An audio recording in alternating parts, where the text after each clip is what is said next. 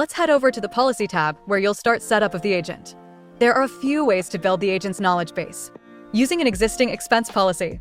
Upload your current document, and RAMP will make it AI-ready, extracting relevant rules, removing duplicates, and simplifying language for clarity. The process can take up to 10 minutes, and progress is saved automatically.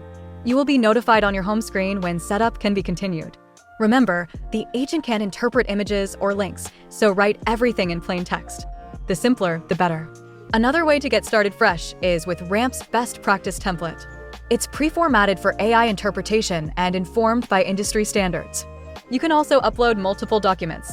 If your T&E rules are spread across different documents, upload them at once, and we'll combine all of the relevant rules into an AI-ready document.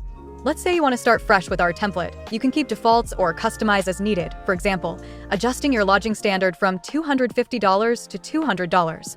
Don't worry about perfection. You can update the agent's knowledge anytime, and this document is only ever visible to admins and the agent.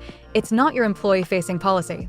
After saving and clicking Finish, within 24 hours you'll see recent expenses grouped by recommendation on your homepage and a new policy assessment column in your inbox and transactions tables.